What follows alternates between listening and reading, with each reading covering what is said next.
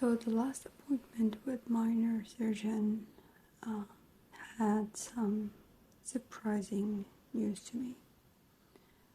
As a hydrocephalus patient, congenital hydrocephalus means since birth, which is hydrocephalus itself is a built-up fluid in the brain.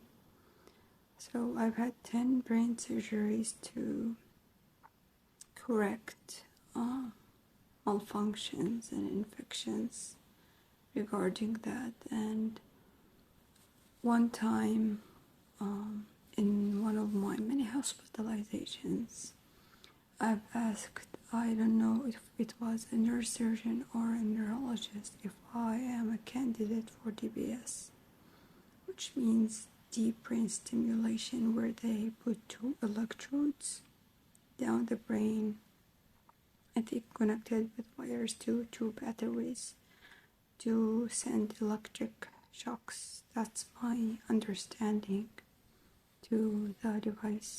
Very simple understanding, not sure if that's correct. However, that doctor, whether neurologist or neurosurgeon, said, I don't think so. My dystonia was not as bad as today. My hydrocephalus was not as complicated as today, but it was getting worse to some degree. I would say it was moderate at that time. So, as years gone by, I thought, so I'm not a candidate. That doctor said that and just pushed it aside, never thought of it ever again, never even asked about it again. And as I've mentioned in a video I might link, that it took almost 7 years minimum to diagnose me with dystonia. I did think of DBS, and I kept telling myself, that doctor said that, and I did not follow up with that very short, no, you're not a candidate. Why am I not a candidate? What can you do to fix that? Etc. Of those questions, because it was a rotation. It was those morning rotations between the patients. It was not an appointment. It was not a very thorough discussion.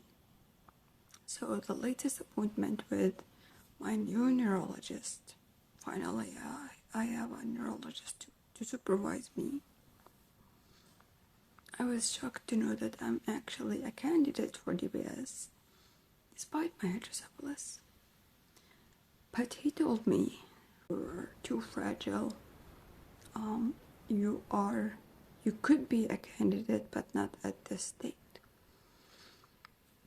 To which I asked, what state? And he put so much emphasis on my weight. It was like, there's no way in hell I would make a DBS operation on you with such a low weight, and put a greater emphasis on my mental health, which I was like, I don't know what he's talking about. I know I have depression as a result of having so many medical conditions, which is natural. It's comes in a bundle. It's so hard to deal with so many conditions at once, along with the chronic pains that nothing stops it. He was like, those are risk factors to me.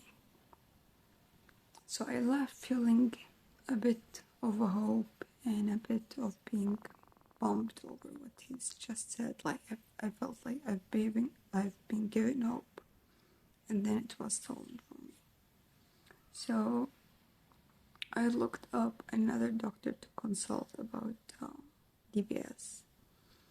A professor who works in the field. Spoke to him without telling him what my neurologist said, and I told him, so this is my case. Am I a candidate, yes or no? And he said, just like my neurologist, you could be a candidate if you gain weight. And again told me that I need to have a feeding tube PEG, that I need to complete a lot of testing before I get that done. And told me the fact that you've had 10 brain surgeries and you have hydrocephalus is also a major risk factor, despite the fact that it doesn't stop you from being a candidate to have DBS. I was tossing and turning in bed, thinking over and over about DBS, and if I want to be a candidate or not, if I want to actually get DBS, because my quality of life is so poor at this moment, and the requirements to get there. First, I know that 10 brain surgeries are too much, and I've had so many infections, like almost not a single time I would have an operation regarding hydrocephalus without having an infection. And those infections are really bad. It's not like having an ear infection that you would take a course of antibiotics to knock it down. It is really, really bad. It could be life-threatening. And my skin, my scalp, from having so many surgeries, probably needs reconstruction at this time. Stitching has been so difficult, and the stitches themselves do not heal, do not close. They keep opening on themselves. We assume that everything goes as planned and the surgery is a major success. So I have this, and I know it without discussing my neurosurgeon. The other thing is the weight gain that I can only attain by having a PEG tube. And I was thinking to myself, do I really need it at this point? Because I've tried the angio tube, as I've posted before, and that didn't last more than 3 weeks due to severe spasticity in my throat, that it almost made me choke to death. And PEG tube itself is a surgery, it's a device, it's a foreign device in the body. Could hold a risk of infection, could not work for my gastric system. I'm currently in my 30s, so they want me to be at least 50. That is 12 kilos. I don't know how I'll get there, and it feels so far. It's not just the amount of weight and the amount of effort to get there, from the procedure to testing formulas to managing the PEG to seeing a dietitian to all this effort, and then it's about is it worth it in the end? Like, what does it provide for me?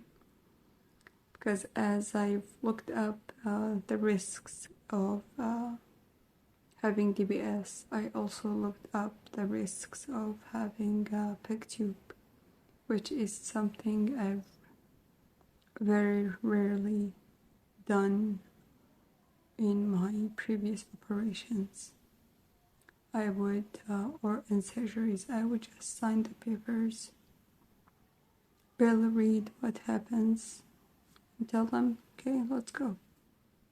But now, knowing what I know, going through what I've gone through, I am reconsidering the PEG feeding tube, and I think I might reconsider it and actually refuse it, and hence not allowing myself to be a candidate to DBS. Like, even DBS, to me, it feels not the right fit to me, especially for my case. And the other thing is the management, like any device, either PEG, DBS. I have a VP shunt, and the doctors barely see me, so I would go to that appointment and get it adjusted and readjusted. And so as for the DBS, it needs management.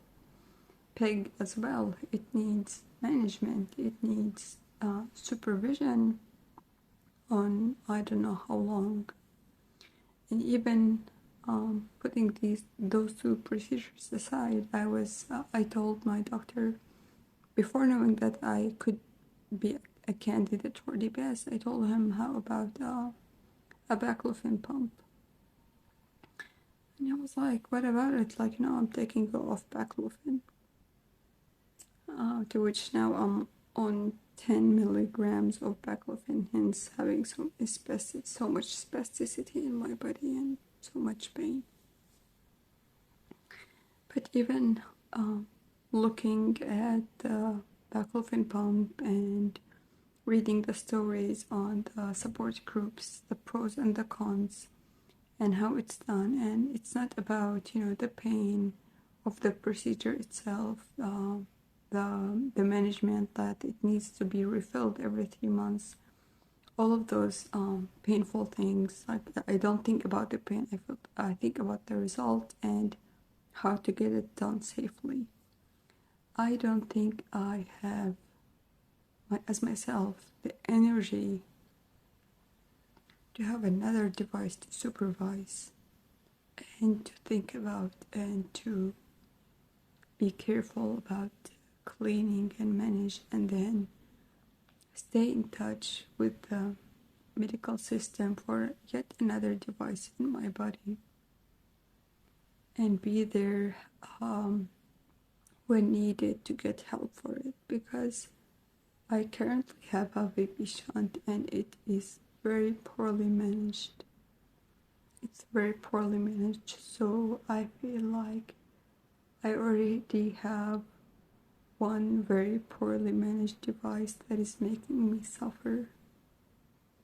Why do I want to go through hell, get a PEG, get formulas, dietitians, appointments, testing all those crazy formulas and brands, and having malfunctions and having symptoms as bloating, maybe gaining weight and losing, maybe gaining too much, that it would cause some risks, or maybe not gaining at all after all the effort. So it feels to me that at this point, and I know I'm depressed, and but it's not coming out of despair. I feel like I am making an informed decision. I've talked to my neurologist, my current neurologist. I've also asked another professor on the field. I've read around. I know my body. I know what I'm capable of tolerating, and I don't think that this is the right fit for me. Even if all the risks and side effects attached to it do not happen, I just don't feel it is right. Even like with rehabilitation, medication, everything has had side effects. Like, after rehabilitation that I don't want to say failed, but tried and accomplished nothing 3 times for so long, and then trying different medications, and now starting a new one. Nothing is helping. So I feel like I am at the point of, I just want to have the least amount of medication, the least number of appointments, the least amount of contact with the medical system, if you want to name it like this, because I've worked so hard and accomplished nothing. And at this point, I feel like I just want to accept that there is no escape for this situation that I'm in. It's much easier to accept and just work on what I have without hoping for more. This is what I got, this is what I have. Grateful for it. I've done so much through so many years, and I cannot keep wasting time and my very, very little energy left on more procedures and even more time to be qualified for those procedures. So I don't think it's a good fit. And even the PEG, I don't want it, despite the fact that I aspirate so often. I don't want it. I've tried feeding tubes willingly. Even those are not managed well by the medical system. Appointments are very long. The waiting lists are so long. ERs are very, very poor in managing those incidents. So I don't want more devices in my body.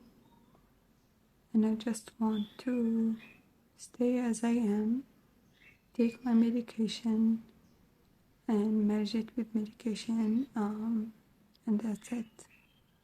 And even when it comes to rehabilitation, I have maximized everything with the system. Tried the best options, best institutions, and I kept falling behind. So I think I just need to accept this is the end of the line for me, and start from here. Actually, I'm only currently interested in knowing what's happening with my gastric system and my lungs, my aspiration, if I have pneumonia or silent pneumonia, and manage those symptoms. Other than that, I'm just not interested. I'm too exhausted. Even as a follow-up to other videos, the 2 ultrasounds that I need to do for my high-risk breast cancer and contrast mammography, I don't want to do them. All those tests have risks. I've been doing them as doctor orders. However, I feel like we need to change those doctor's orders as doctor recommendation, and the patient should decide. And that's what I'm doing. I'm deciding on this day that I am not going to give it more of my time and very little energy. And I know not many will see this, but this is my online diary. And for those who would see this, I hope that you are okay and not to take this as a medical advice, as this is my personal medical case that it looks like very rare in a way to have all those diseases combined. So, thank you. Over and out.